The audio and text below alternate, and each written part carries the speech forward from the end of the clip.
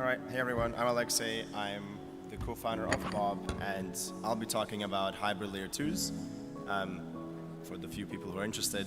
So we've seen an emergence of layer 2s on Ethereum, right? Everybody can spin up using conduits, Caldera. It takes you like 5 minutes and you're good to go. But with the emergence of Bitcoin layer 2s in the last kind of couple of months, we've seen more and more interest of people to go back to Bitcoin. What we want to explore is, okay, is there a way for us to combine the best of both worlds, build something on the intersection of Ethereum and Bitcoin, trying to combine security, but also liquidity, and to explore what the benefits could be. So why even look at Bitcoin, right? Obviously, this is an ETH Dubai conference, so why is a guy here on stage talking about BTC? Well, Bitcoin has over 300 million users. It's the most widely adopted digital asset in the world, and if you look outside of our Web3 bubble, it's usually Bitcoin that people actually experiment with. And over the last 10 years, what we experienced is, well, 90% of people get into crypto through Bitcoin, but then they leave and they start building things on Ethereum and L2s and L1s because they cannot do all these cool things on the Bitcoin base layer. And what we want to experiment with and explore if we can do is, well, is there a way for us to create a roll-up ecosystem around Bitcoin that would allow us to bring functionality back to BTC and offer a product that does not require me understanding what Ethereum is and just is much easier to distribute globally, because ultimately, outside of crypto, if people talk about, the price is going up, if they talk about crypto, they always talk about Bitcoin. Now, building a Bitcoin layer 2 is actually quite tricky.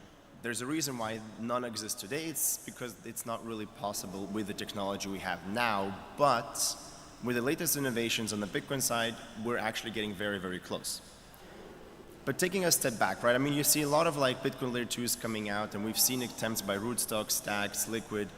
But the one thing that people forget is there's like three problems. The Bitcoin problem, which is quite tricky. Like, how do I get Bitcoin security? How do I get Bitcoin into my layer 2? Just like Arbitrum has native Ethereum and has Ethereum security.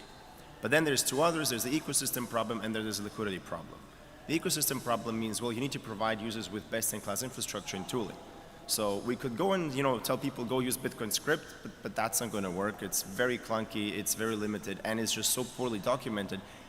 The funny thing is, what people don't know is actually you can write any program in Bitcoin script. You can do any smart contract. It's universally compatible. You can build Turing complete things in script. But the size of the Bitcoin transactions and blocks just does not permit that, because script is so basic, instead of using Solidity, using like an almost assembly-like language. So we could tell people, okay, we're going to increase the block size, and now you can use script. People try that. Of course, it doesn't work because it's just hard to use. And then that's where, for example, the EVM obviously has a massive advantage. But then there's the other problem, that's liquidity, right? Bitcoin has a lot of liquidity in the native BTC asset. We've now seen your runes, BRC20s, all these other tokens. But realistically speaking, the actual assets that people want are stable coins, and they just do not exist on the Bitcoin layer. Tron, USDT, Tether actually started on Bitcoin and then moved away because it was so inefficient. So we could tell people, sure, here's a Bitcoin layer 2, it inherits security, you maybe have some good tooling, maybe even you manage to squeeze the EVM in. But if you have no liquidity, you have nothing else to do with your Bitcoin, nobody's going to use it. And again, we've seen that over and over again. If you launch in isolation, you're going to have a very hard time actually competing with other networks. And so the idea is, well, can we perhaps build something that eventually will be secured by Bitcoin and Ethereum at the same time, integrates with the Bitcoin stack and the technology that we've seen created on Bitcoin for the last 10, 15 years, really Lightning, Nostr, Ordinals, BRCs, Runes, all these new assets that are coming out on the Bitcoin network. And there is a lot of interest. I mean, Franklin Templeton tweeted about Runes and wrote a report about Runes, which is basically the ERC20 version of Bitcoin. So stuff is happening there. But at the same time, we want to bring new developers. We want to allow people to start quickly. You don't want to tell a EVM smart contract developer, well, you have to first learn about what the UTXO is. You have to understand how these things work. There is no tooling, so you have to build your own. So we want to actually embrace the EVM. And for example, this is what we do at Bob. We try to combine Bitcoin with Ethereum. We try to be as compatible as possible with the Ethereum stack. So for example, you take the OP stack, you use the EVM as smart contract layer, and then you start customizing it, and then you start building infrastructure around that in theory can be applied to any other layer 2, that Arbitrum or Polygon, but makes this much easier to interface with Bitcoin. So you build things like the Bob SDK, which gives you a few tools. So for example, it gives you a way to read every single Bitcoin transaction from your smart contract. So using something called a Bitcoin-like client, so the same thing that you would have on your phone when you have a Bitcoin wallet, you can build this as a smart contract. So this thing reads every single Bitcoin block header and allows you to check, well, did a certain transaction happen? We can also do things like integrating Bitcoin into MetaMask. We've seen that MetaMask snaps already exist. What we built is a MetaMask snap that also allows you to hold Bitcoin, but also runes, ordinals, BRC20s in your MetaMask wallet.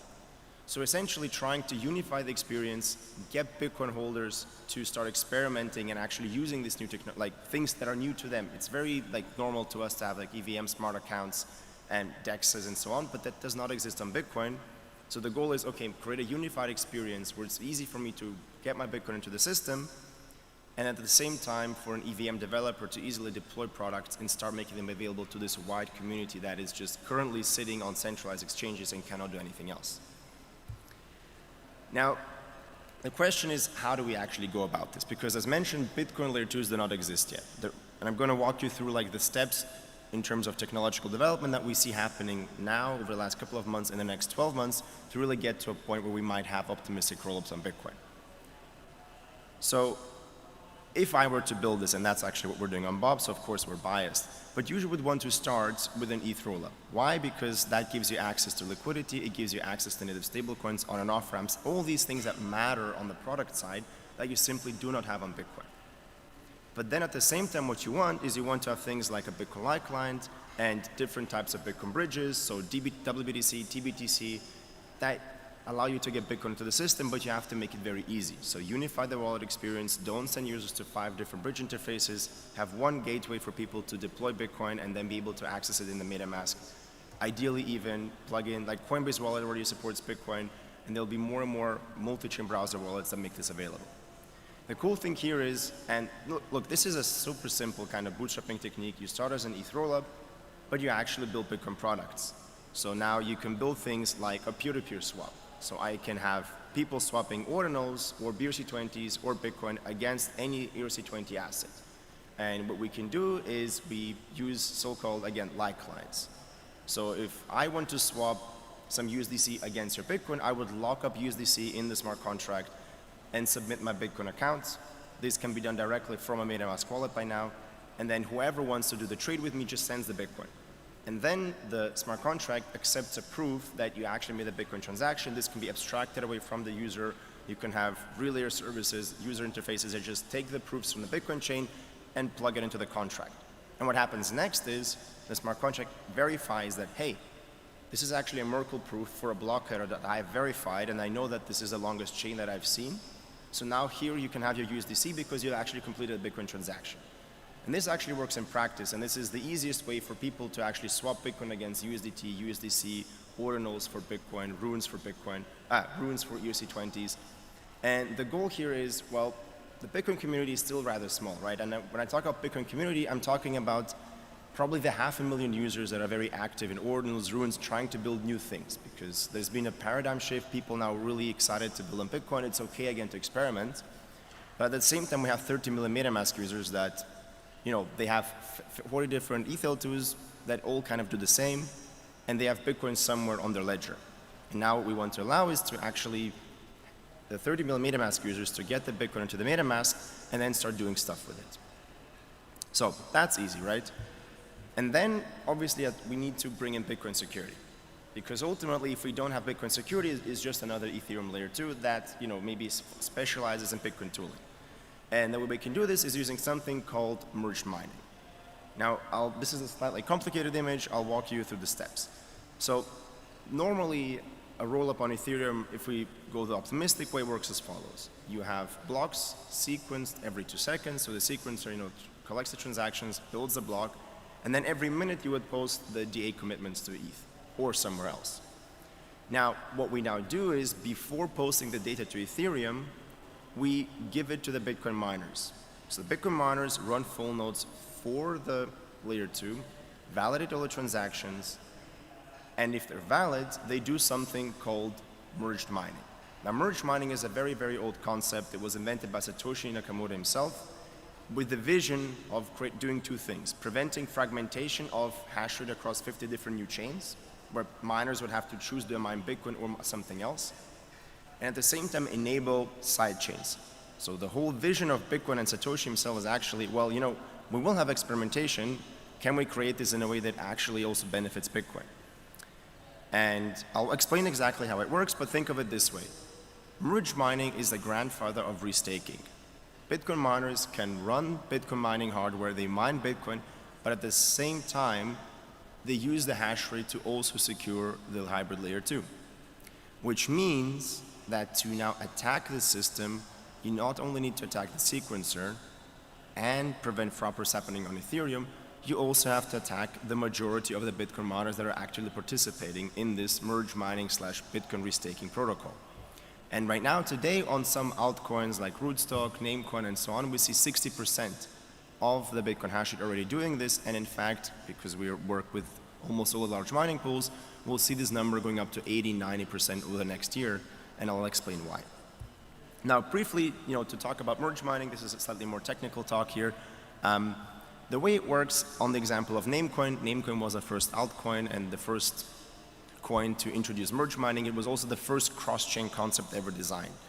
What Namecoin would do is Namecoin would create its block, which would reference the previous block. It would have like a Coinbase transaction, all the other transactions in there, but it would not yet have its own proof of work. So this is basically the block template.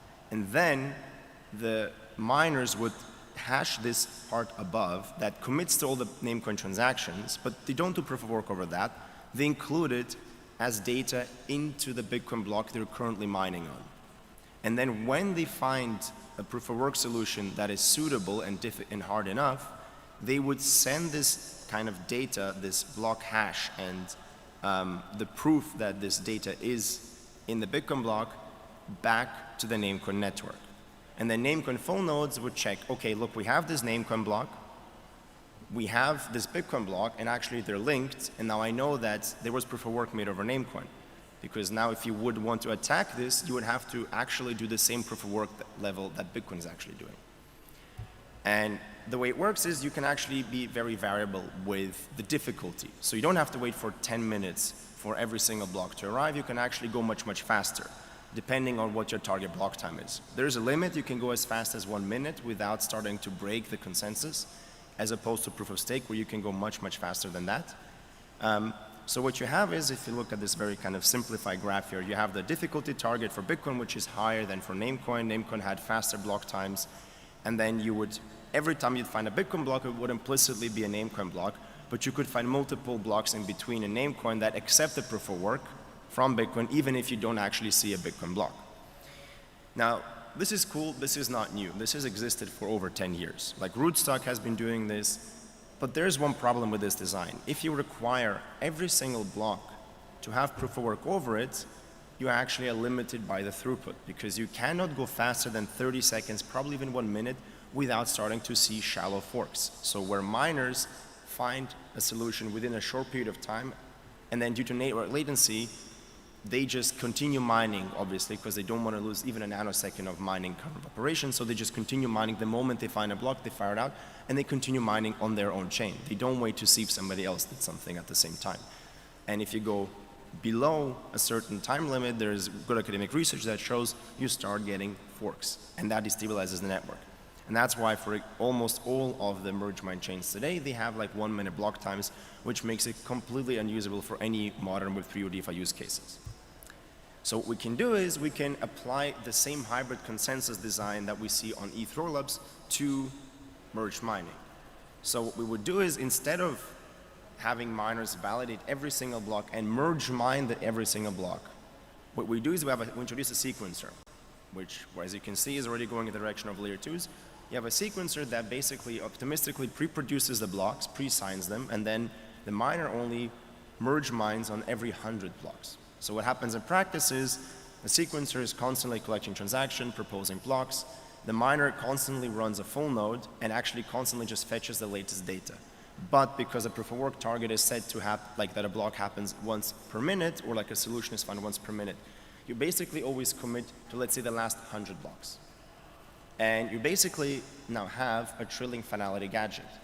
You pre-produce 100 blocks, you have very fast user experience, you can do DeFi, basically can plug in OP stack or Arbitrum into this, but then every minute you actually get Bitcoin's proof of work over this kind of chain, which gives you the combination of very high security, fork resistance, much faster finalization in practice, but still fast block times. And then if you plug this back into our hybrid kind of roll-up roadmap, what you get is, again, very fast block times. Every minute you get the proof of work. And then on the ETH L1 level, we will modify the contract to actually check if the proof of work has been done. So if there's no proof of work, the DA commitment is not accepted.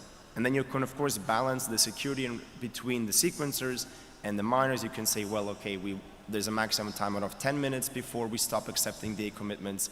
Or you basically allow miners even to fork the chain, which can be implemented. So you could also say that the miners can actually fork out the sequencer if the sequencer is misbehaving. This is a kind of parameter that you need to balance between, do I trust the sequencers more or do I trust the Bitcoin miners more? Arguably, instead of trusting one sequencer, you would rather give miners more power to actually fork out a malicious sequencer that's trying to produce things. But you might not have to do that because obviously on Ethereum you have fraud proofs. Now the benefit that we get here is security.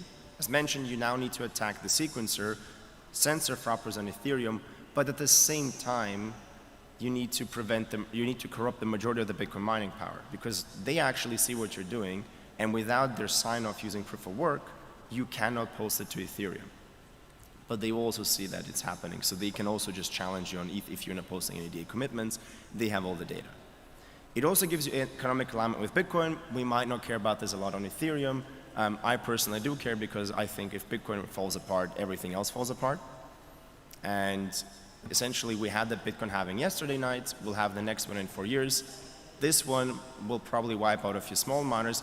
In 4 years, we might see a wipeout of some of the big ones. And that's actually why almost all the Bitcoin miners that currently are looking into innovation, they actually work with us to do merge mining on this new concept. And then the actually interesting thing for Ethereum, because it's an ETH conference, what this does for the ETH user, it gives you faster withdrawals. Because now instead of waiting for 7 days to receive a challenge, we can actually, after a few minutes, be certain that there is no way that this will fork, because you'd actually have to corrupt the majority of the Bitcoin mining power. So what you're doing basically is you're time stamping the state of the roll-up to Bitcoin, and that gives you withdrawals back to the ETH L1 within a few minutes. Still too slow for the user, but arguably much better for liquidity bridges that now don't have to wait for 7 days, but that can rotate their liquidity every few minutes. And then last but not least, and I know we're already kind of short on time, so rush over this. This is probably actually the most interesting part of the talk, BitVM. So BitVM, there's been a lot of hype around it. People actually, very few people know what this actually does. It was initially presented as smart contracts on Bitcoin. It's not smart contracts. BitVM is a way to do optimistic execution of programs, arbitrary computation off-chain, and then doing challenges on-chain. And obviously, we're at an Ethereum conference. Everybody knows, well, this sounds very familiar. This is like Arbitrum, but on Bitcoin. And that's exactly what BitVM does. So BitVM takes the idea of taking programs off-chain, running it, and this can be an L2, this can be an addition program, like in this case, and then basically only committing a part of the data to Bitcoin. Right? Why do we do off-chain computation in Arbitrum? Because it's too expensive to actually do all these things on the ETH L1, so we take the computation off-chain, and then one option is to do ZK proofs, right? But there are some limitations there. The other option is, okay, we take the program, we break it down into its bare components, like here. So for example, you can take any program and you can break it down into NAND gates, because NAND allows you to create any program by chaining them together. And then what you would do on Bitcoin is you would take a Merkle tree, or a so-called taproot tree, and you would basically create a circuit. And you would represent the circuit that basically can be any program. You would place it in a tree. And the cool thing is that the root of this Merkle tree commits to that program.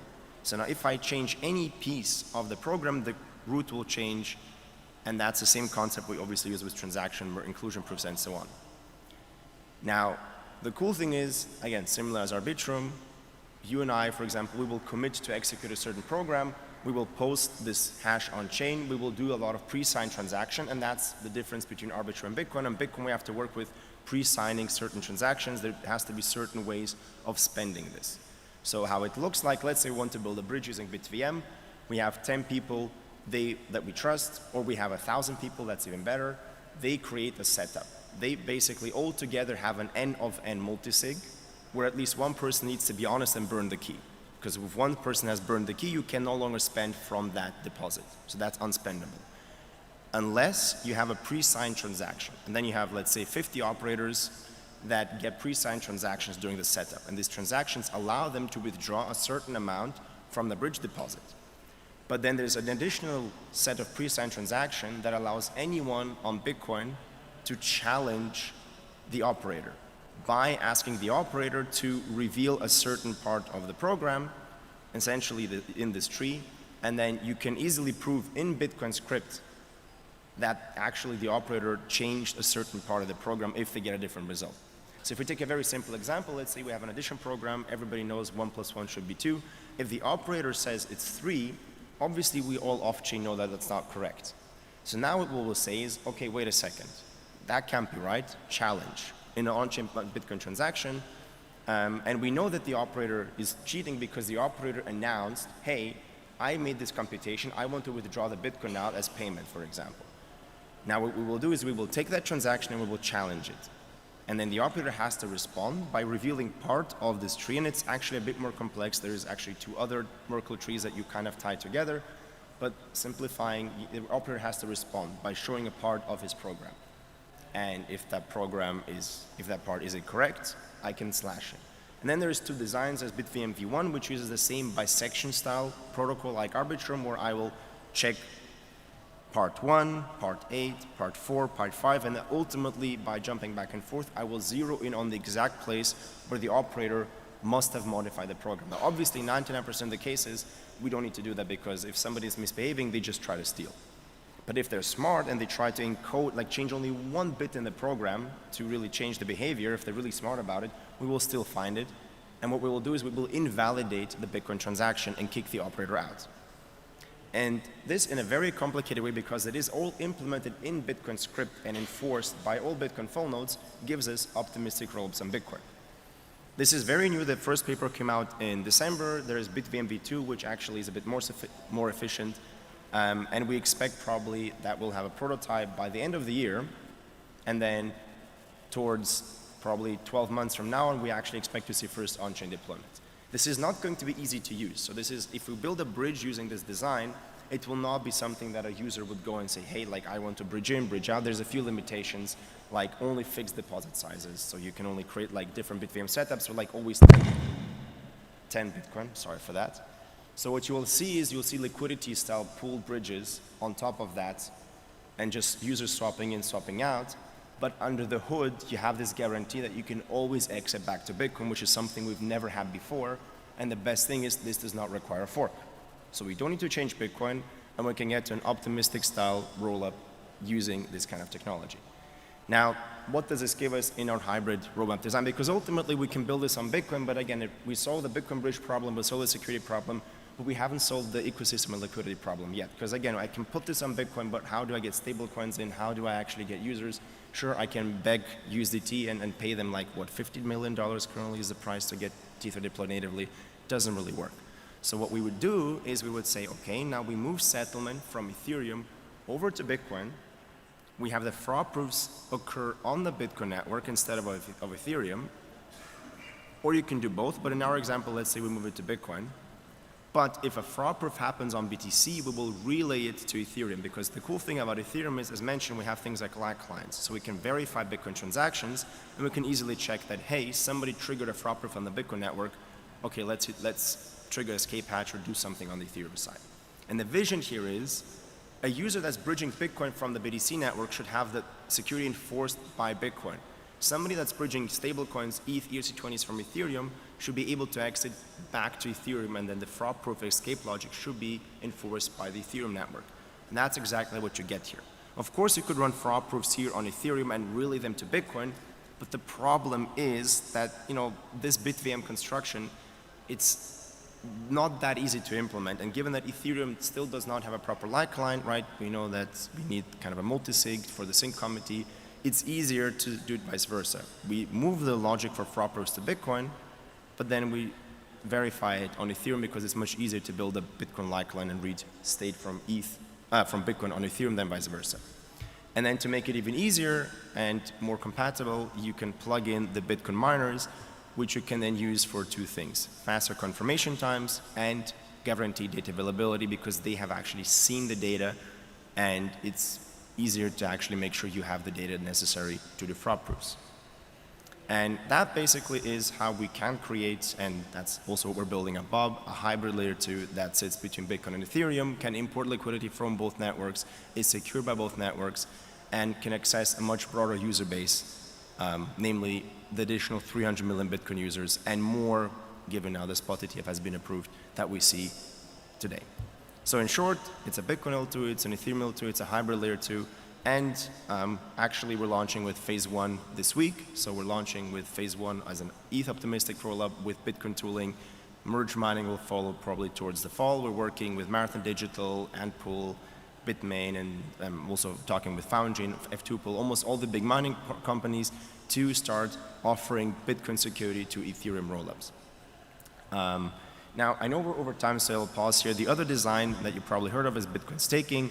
You can also try to implement a proof of stake protocol using BTC.